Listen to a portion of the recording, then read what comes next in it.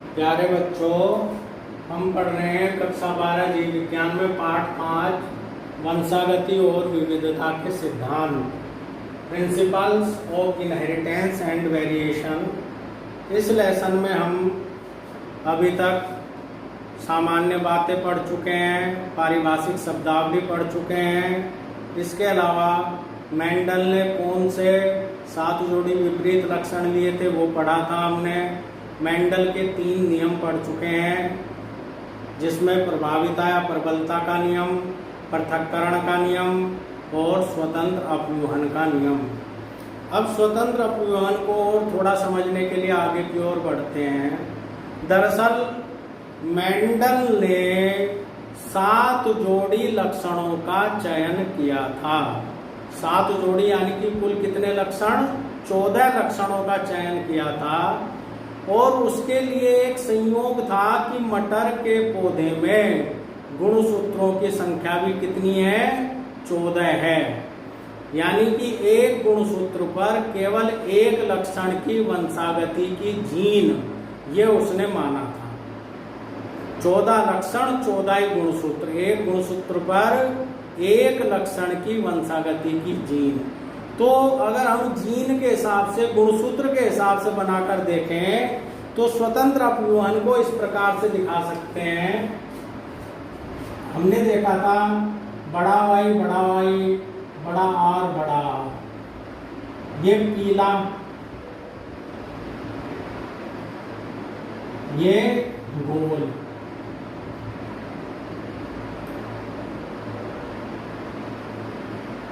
एक गुणसूत्र पर एक ही लक्षण की जीन, जैसे ये एक गुणसूत्र है, इस गुणसूत्र पर कौन सी जीन? बड़ा वाई। ऐसे ही इसका जोड़ीदार जो होगा उस पर भी कौन सी होगी? बड़ा वाई। ऐसे ही दूसरे वाले गुणसूत्र पर बड़ा आर, ऐसे ही इस पर कौन सी होगी? बड़ा आर। यानी कि एक गुणसूत्र पर केवल एक ही लक्षण की जीन है। ऐसे ही हरा और झुर्रीदार, हरा व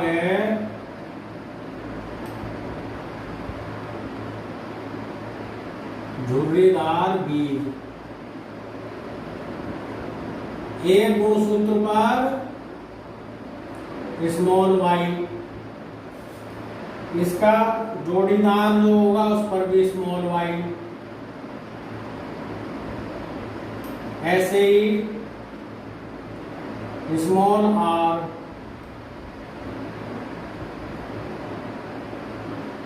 स्मॉल आर।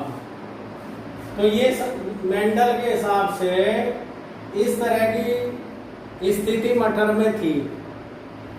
एक गुणसूत्र पर केवल एक ही लक्षण की जीन। ये क्या है? पेरेंट या P1।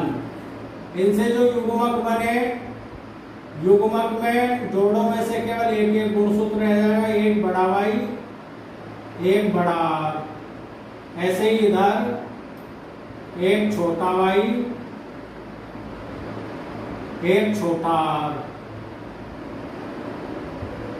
ये क्या है? युग्मक। पेरेंट में गुणसूत्र जोड़ों में होंगे, युग्मक में अर्धसूत्रीय विभाजन के फलस्वरूप आधे आधे रह जाएंगे। जब इनमें निषेचन होगा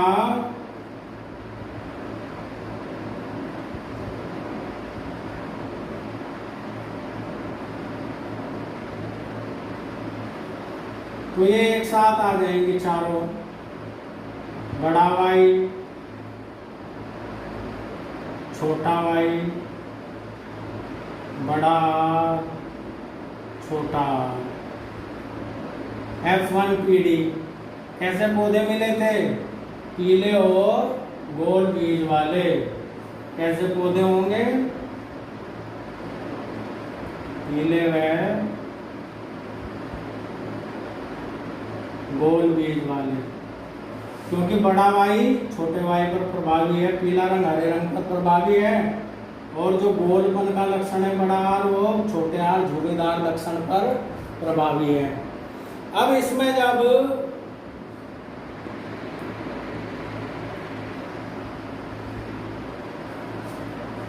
युग्मक बनेंगे, सेल्फिंग कराते हैं इनमें स्वपरागण,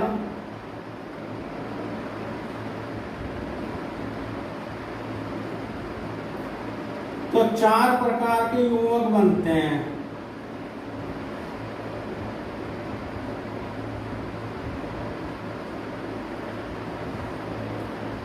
बड़ा वाई बड़ा आर, छोटा वाई छोटा आर, बड़ा वाई छोटा आर, छोटा वाई बड़ा आर।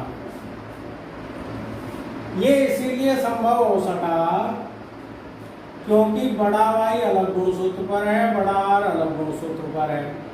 तो युग्मक निर्माण के समय एक दूसरे से अलग हो सकते हैं, स्वतंत्र हो सकते हैं। ये स्वतंत्र अपवर्तन का नियम भी था। ऐसे ही छोटा वाई अलग गुणसूत्र पर है, छोटा आर अलग गुणसूत्र पर है, तो ये एक दूसरे से स्वतंत्र हो सकते हैं। तो बड़ा वाई बड़ा आर के साथ हमेशा मौजूद नहीं है, ऐसे ही छोटा वाई छोटा आर के साथ हमेशा मौजूद नहीं है। यहाँ पर बड़ा वाई बड़ा आर एक साथ है, बड़ा वाई बड़ा आर, यहाँ पर छोटा वाई और छोटा आर एक साथ मौजूद है। लेकिन अन्य युग्मकों में अगर हम देखें तो बड़े वाई के साथ छोटा आर आ गया, यहाँ पर छोटे वाई के साथ बड़ा आर आ गया। ये क्यों संभव हुआ? ये इसलिए संभव हुआ क्योंकि वाई और आर एक दूसरे के साथ जुड़े हुए नहीं है। जो बड़ा वाई जीन है वो बड़े आर जीन के साथ लिंक्ड नहीं है, जुड़ी हुई नहीं है, अलग अलग है। इसी तरह से छोटा वाई और छोटा आर एक दूसरे से अलग अलग हैं। युग्मक निर्माण के समय अलग अलग युग्मकों में स्वतंत्रता पूर्वक जा सकती हैं। इसे ही स्वतंत्र अपव्यवन का नियम कहते हैं। अब दूसरी कंडीशन देखो,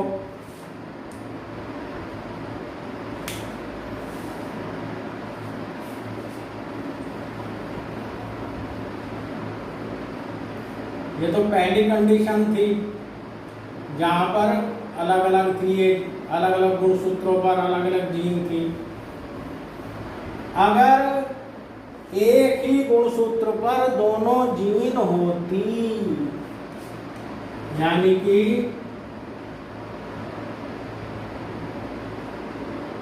बड़ा वाई और बड़ा आर ये एक ही गुणसूत्र पर होती, तो क्या स्थिति हो जाती फिर?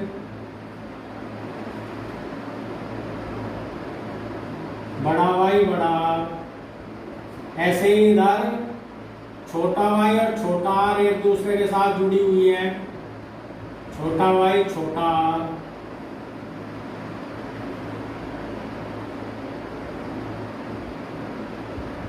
ये अब बड़ा वाई बड़े आर के साथ जुड़ी हुई है, लिंक्ड है, सहलग्न है इसके साथ में। ऐसे ही छोटे वाई के साथ छोटा आर सहलग्न है, अलग अलग गुणसूत्रों पर नहीं है। इनसे युग्मक बनेंगे।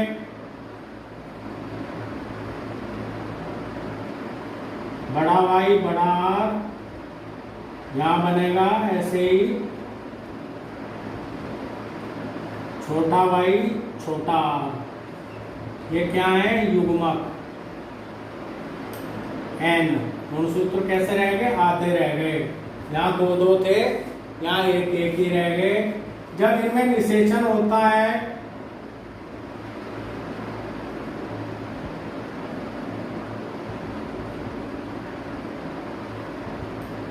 तो ये एक साथ आ जाएंगे।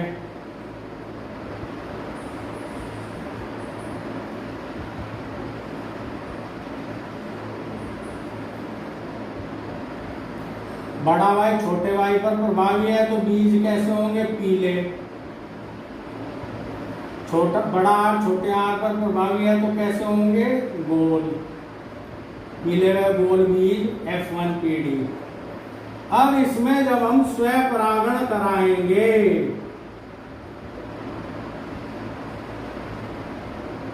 तो क्या होगा, कितनी तरह के युग्मक बनेंगे, ये है असली पॉइंट यहाँ पर। यहाँ पर अगर हम देखें तो बड़ा वाई बड़ा आर के साथ जुड़ी हुई है, ये एक दूसरे से अलग अलग नहीं होंगी, हमेशा एक साथ ही जाएंगी।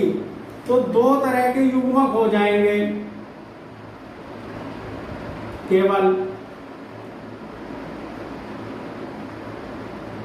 एक तो ऐसे होंगे जिनमें क्या होगा बड़ा वाई बड़ा आर, एक कैसे होंगे जिनमें क्या होगा छोटा वाई छोटा आर, क्योंकि बड़ा वाई बड़ा आर के साथ लिंक्ड है, जुड़ा हुआ है, तो ये एक दूसरे से अलग अलग नहीं हो सकते। ऐसे ही छोटा वाई छोटे आर के साथ जुड़ा हुआ है, यहाँ पर ये कॉम्बिनेशन नहीं बन रहे हैं अभी, बड़ा वाई छोटा आर छोटा वाई बड़ा आर, ये कॉम्बिनेशन नहीं बन सकते, क्योंकि बड़ा वाई हमेशा बड़े आर के साथ ही जाएगा, ऐसे ही छोटा वाई हमेशा छोटे आई के साथ ही जाएगा, इसे कहते हैं सहलग्नता।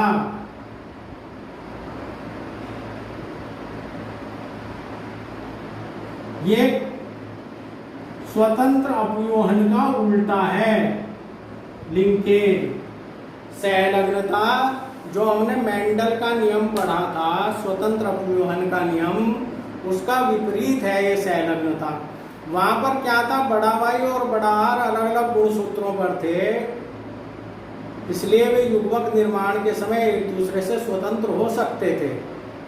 ऐसे ही छोटा वाई छोटा आर अलग अलग गुणसूत्रों पर थे, वो भी एक दूसरे से अलग हो सकते थे, स्वतंत्र हो सकते थे, अलग अलग युग्मकों में जा सकते थे। लेकिन यहाँ की स्थिति क्या है, बड़ा वाई बड़ा आर एक गुणसूत्र पर है, छोटा वाई छोटा आर एक गुणसूत्र पर है, इसलिए हमेशा एक साथ जाने की प्रवृत्ति रखते हैं युग्मकों में, इसे कहते हैं सहलग्नता या लिंकेज। लेकिन लिंकेज अधिकतर केस में पूर्ण नहीं होती है, कुछ नए कॉम्बिनेशन भी बन जाते हैं, वो बनते हैं क्रॉसिंग ओवर या जीन विनिमय के कारण। अगर जीन विनिमय हो जाए, कैसे होता है जीन विनिमय, जैसे ये था बड़ा वाई बड़ा आर,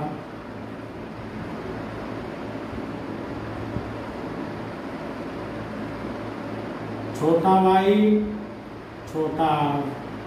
अगर यहाँ पर जीन विनिमय हो जाए, जीनों का अदला बदला इनके बीच में,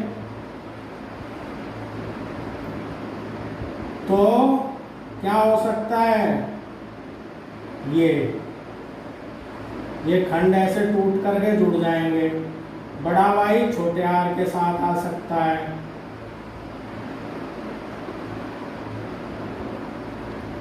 और छोटा वाई बड़े आर के साथ आ सकता है। यानी कि जो जीन विनिमय या क्रॉसिंग ओवर की प्रक्रिया है, जीन विनिमय या क्रॉसिंग ओवर आपस में जुड़ी हुई जीनों को एक दूसरे से अलग करने का काम करता है, जिसकी वजह से कुछ नए कॉम्बिनेशन भी बन जाते हैं। वरना तो कैसे कॉम्बिनेशन बनेंगे, ज्यादातर ओल्ड कॉम्बिनेशन, ज्यादातर कॉम्बिनेशन पुराने ही होंगे, क्योंकि जीनें एक दूसरे के साथ लिंक हैं, जुड़ी हुई हैं, तो एक साथ ही जाएंगी युग्मक में।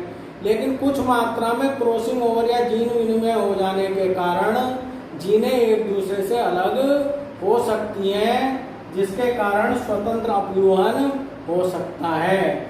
जीनें गुणसूत्र पर जितनी एक दूसरे के नजदीक होंगी, उतना ही जीन विनिमय कम होगा, लिंकेज ज्यादा होगा, सहलग्नता ज्यादा होगी।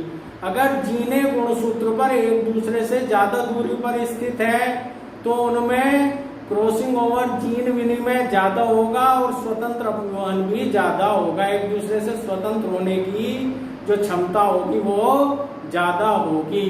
तो इस प्रकार से हम स्वतंत्र अपव्यूहन और सहलग्नता का कंपैरिजन, तुलना कर सकते हैं।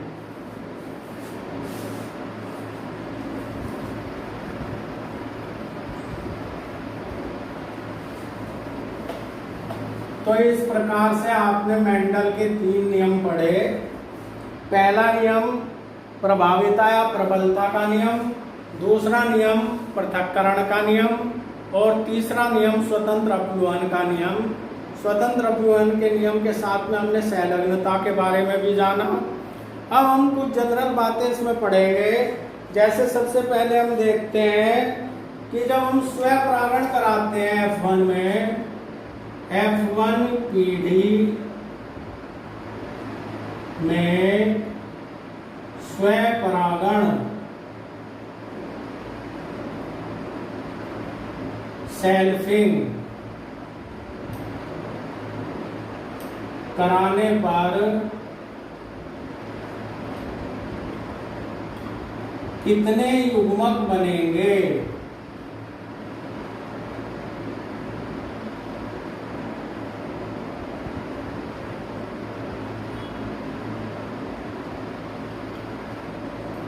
इसका एक फॉर्मूला है 2 की पावर n। n बराबर है संकरण का प्रकार।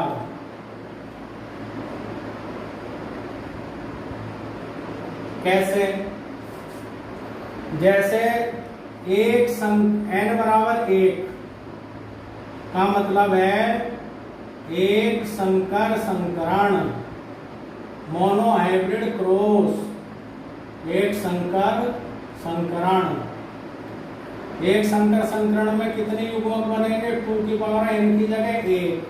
कितने युग्मक बनेंगे? 2 युग्मक।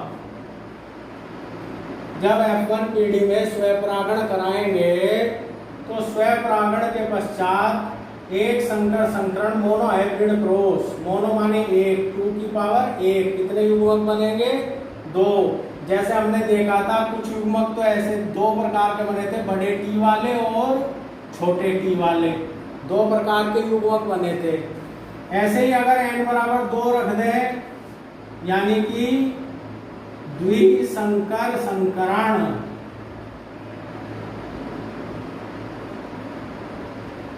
डाई हाइब्रिड क्रॉस, तो 2 की पावर 2, कितने युग्मक बनते हैं? 4 युग्मक। जैसे हमने देखा था बड़ा वाई बड़ा R, बड़ा वाई छोटा r, छोटा वाई बड़ा R, छोटा वाई छोटा r, ये 4 तरह के युग्मक बने थे द्विसंकर संकरण में। अगर हम n बराबर 3 ले लें, त्रिसंकर संकरण,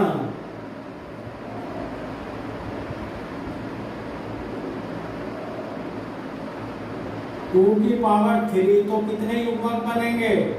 8 युग्मक बनेंगे। त्रिसंकर संकरण में कितने युग्मक बनेंगे? 8 युग्मक बनेंगे। अब हम एक जनरल बात तो ये हुई, F1 पीढ़ी में स्वपरागण कराने पर कितने युग्मक बनेंगे? ये युग्मकों की संख्या हम बता सकते हैं इस सूत्र के द्वारा, 2 की पावर n। n कौन से वाला संकरण है? एक संकर है, द्विसंकर है या त्रिसंकर है? इसके हिसाब से हम सेल्फिंग के बाद में युग्मकों की संख्या बता सकते हैं। दूसरी चीज यहाँ हम देखेंगे F2 अनुपात।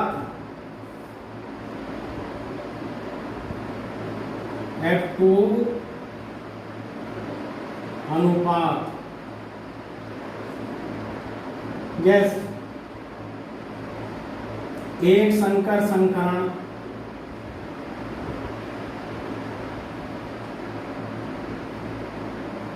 यहाँ होगा 3:1 की पावर 1, ये होगा 3:1। जैसा हमने देखा था 3 लंबे बने थे पौधे, एक बौना पौधा बना था। द्विसंकर संकरण में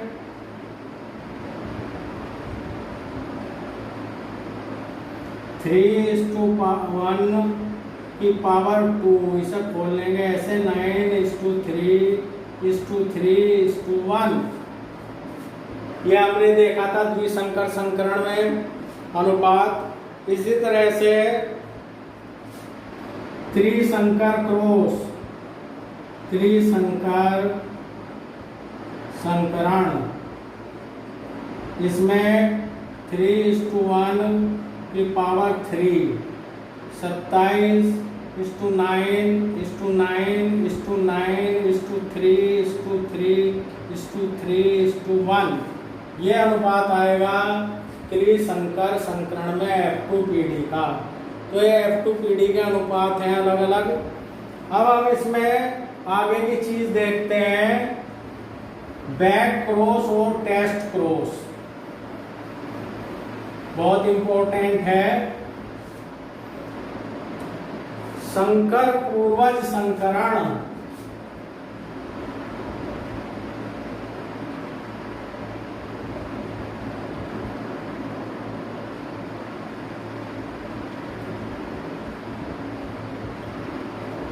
बैक क्रॉस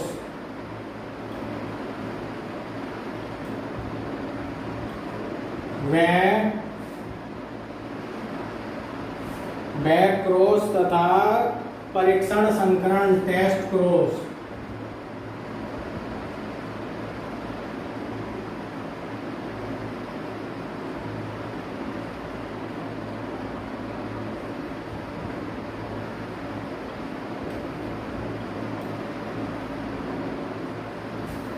बैक क्रॉस और टेस्ट क्रॉस के बारे में देखेंगे। अब हम क्या होता है, बैक क्रॉस को हिंदी में कहते हैं संकर पूर्वज संकरण, टेस्ट क्रॉस को कहते हैं परीक्षण संकरण। ये बहुत इंपॉर्टेंट है, परीक्षा में आए हुए हैं। अगर हम F1PD का क्रॉस किसी भी पेरेंट से कराएं, किसी एक पेरेंट से कराएं, तो ये कहलाता है बैक क्रॉस।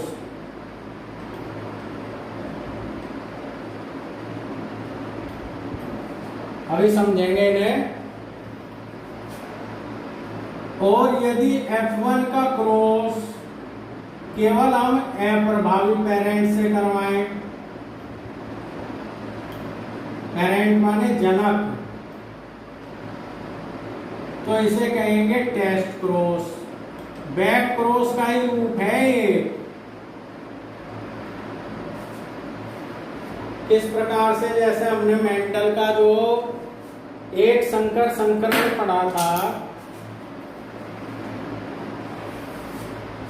मेंडल का एक संकर संकरण हमने पढ़ा था, उसमें देखा था एक पेरेंट तो था बड़ा टी, दूसरा था छोटा टी। ये तो थे पेरेंट P या P1 और इनसे बने थे प्रथम पीढ़ी ये थी F1। ये क्रॉस हमने देखा था मेंडल के एक संकर संकरण में, बड़ा टी इसका क्रॉस लंबे पौधे का क्रॉस कराया गया था बौने पौधे के साथ, और प्रथम पीढ़ी में F1 में मिले थे लंबे पौधे। अगर हम इस TT का क्रॉस, TT यानी कि F1, ये इसका क्रॉस इस वाले पेरेंट के साथ करा दें, या TT का क्रॉस F1 का क्रॉस करा दें इस वाले पेरेंट के साथ, स्मॉल टी के साथ, तो इन दोनों क्रॉस को हम क्या कहते हैं, बैक क्रॉस कहते हैं।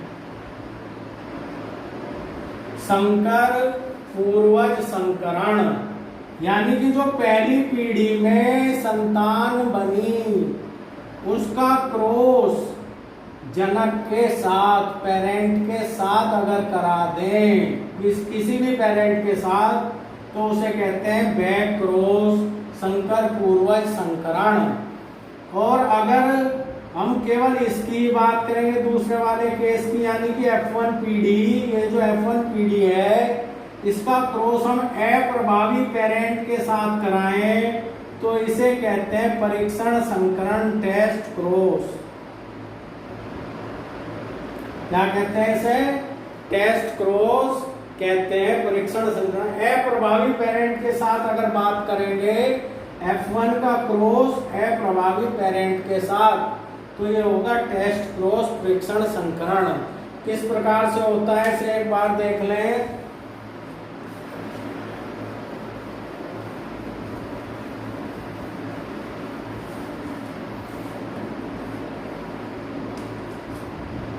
F1 में हमें क्या मिला था, अभी हमने बताया था बड़ा टी छोटा टी, और अप्रभावी पेरेंट क्या है,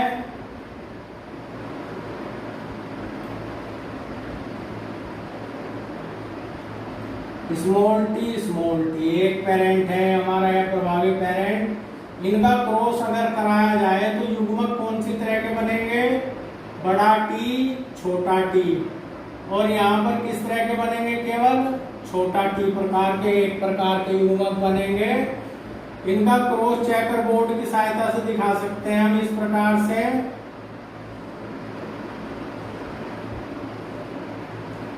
यहाँ क्या है, बड़ा टी छोटा टी, और इधर केवल क्या है, छोटा टी। ये क्या है, केवल छोटा टी। तो बड़ा टी छोटा टी, बड़ा टी छोटा टी, छोटा टी छोटा टी, छोटा टी छोटा टी। ये कैसा होगा, लंबा। ये भी कैसा होगा, लंबा। ये कैसा होगा, बोना। ये कैसा होगा, बोना। यानी कि 50% पौधे कैसे होंगे, लंबे, और 50% पौधे कैसे होंगे, बोने। यानी कि अनुपात क्या होगा, 50-50, 1:1। दृश्य रूप अनुपात भी यही होगा, और जीन रूप अनुपात भी यही होगा। दृश्य रूप के हिसाब से भी 50% लंबे, 50% बोने, और जीन रूप के हिसाब से अगर बात करें आधों में बड़ा टी छोटा टी, यानी कि 50% में बड़ा टी छोटा टी, और 50% आधों में छोटा टी। तो जीन रूप अनुपात भी क्या होगा, 1:1। जीन रूप अनुपात भी क्या होगा, 1:1 होगा। तो इस प्रकार से हम ये एक संकर क्रॉस के दौरान होने वाले संकर पूर्वज संकरण और परीक्षण संकरण की बात कर सकते हैं। इसमें हमने जो देखा है वो है परीक्षण संकरण। हम दूसरा संकरण भी बनाकर देख सकते हैं, आपको करना है अपने आप। F1 पीढ़ी में क्या है, बड़ा टी छोटा टी, और दूसरा पेरेंट ले लेंगे प्रभावी पेरेंट। कौन सा होगा, बड़ा टी। इसमें युग्मक बनेंगे बड़ा टी छोटा टी, इसमें युग्मक बनेंगे बड़ा टी एक ही प्रकार। ऐसे ही चेकर बोर्ड बना करके इसका अनुपात देख लेना, घर पर प्रैक्टिस करना। एक तरफ ले लेंगे बड़ा टी छोटा टी, एक तरफ ले लेंगे बड़ा टी। तो ये देखना प्रैक्टिस करके, घर पर बना करके किस तरह के पौधे मिलते हैं, लंबे मिलते हैं, बोने मिलते हैं, समयुग्मजी विषमयुग्मजी किस प्रकार के मिलते हैं, या दोनों प्रकार के मिलते हैं, ये करके देखना है। अब इसी प्रकार से हम देखेंगे द्विसंकर संकरण में परीक्षण संकरण।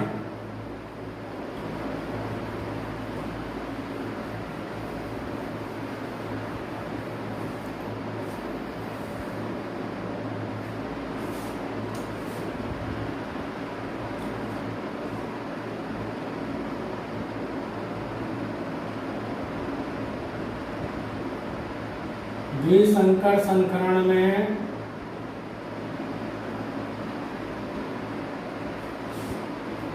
हमारे पास जनक थे YY RR, बड़ा Y बड़ा R बड़ा R, छोटा y छोटा R, ये थे पेरेंट, और इनसे बना था बड़ा Y छोटा R छोटा R। ये F1 पीढ़ी थी। ये प्रभावी पेरेंट है, ये अप्रभावी जनक या पेरेंट। टेस्ट क्रॉस में हमें क्या करना है, F1 पीढ़ी यानी कि बड़ा Y छोटा R छोटा R, इसका क्रॉस किसके साथ करना है? अप्रभावी पेरेंट के साथ, अप्रभावी पेरेंट के साथ करना है, यानी कि छोटा y छोटा r, इसके साथ क्रॉस करना है हमें अप्रभावी पेरेंट के साथ में। तो किस तरह के युग्मक बनेंगे? यहाँ पर 4 तरह के युग्मक बनते हैं।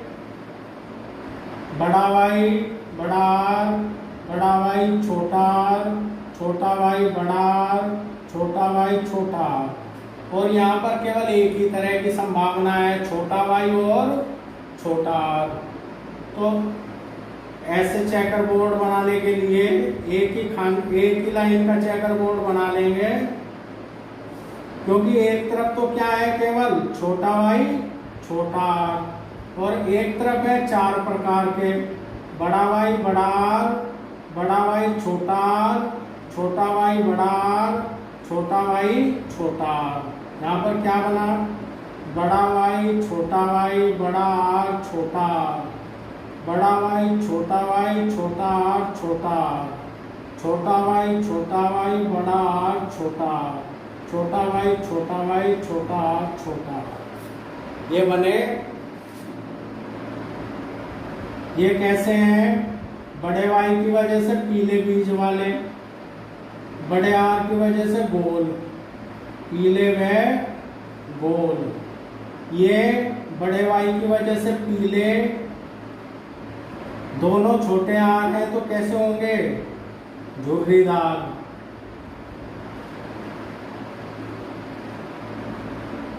ये हरे व गोल,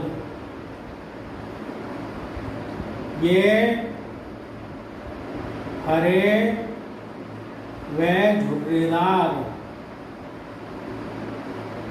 तो जो अनुपात मिलेगा 1:1:1:1, 1:1:1:1।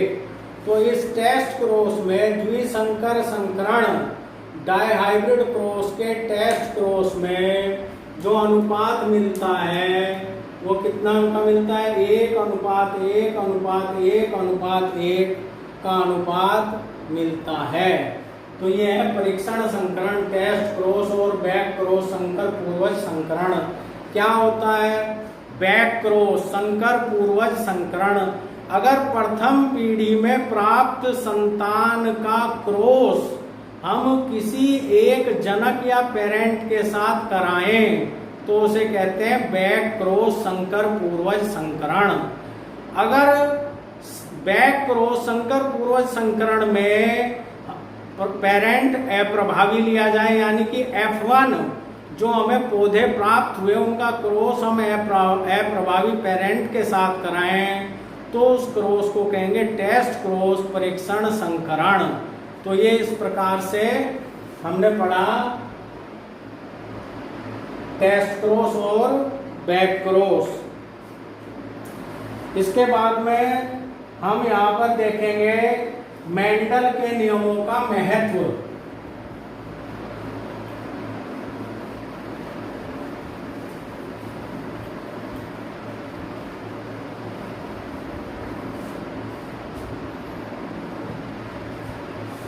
मेंडल के नियमों का क्या महत्व है, क्या इंपॉर्टेंस है, ये देखेंगे। पहला महत्व है मेंडल के नियम मुर्गी पालन, पशुपालन आदि में अच्छी नस्ल की मुर्गी, अधिक दूध देने वाले मवेशी की नस्लें, अच्छी नस्ल की भेड़ बकरियां, यानी कि नस्ल सुधारने में मेंडल के नियमों का उपयोग किया जाता है। संकरण के नियमों की सहायता से, मेंडल के नियमों की सहायता से हम मुर्गी या दूध देने वाले पशुओं की, भेड़ बकरियों की, गाय भैंस की अच्छी नस्लें तैयार कर सकते हैं। इसी प्रकार से हम पौधों की, पेड़ पौधों की अच्छी नस्लें मेंडल के नियमों का उपयोग करके तैयार कर सकते हैं। ये मेंडल के नियम के बहुत ही महत्वपूर्ण उपयोग हैं। इसके अलावा इसमें हम देख सकते हैं एक तो हम देखेंगे पशुओं की नस्लों का सुधार, अच्छी नस्ल तैयार करने के लिए। दूसरा, पेड़ पौधों की अच्छी नस्लें तैयार करने के लिए मेंडल के नियमों का उपयोग करके। तीसरा, मानव जाति को सुधारने के लिए सुजननी की शाखा, यूजेनिक्स शाखा में इसका उपयोग किया जाता है। तो इस प्रकार से मेंडल के नियम समाप्त हुए। अगले लेक्चर में हम पढ़ेंगे मेंडल के नियमों से विचलन। धन्यवाद।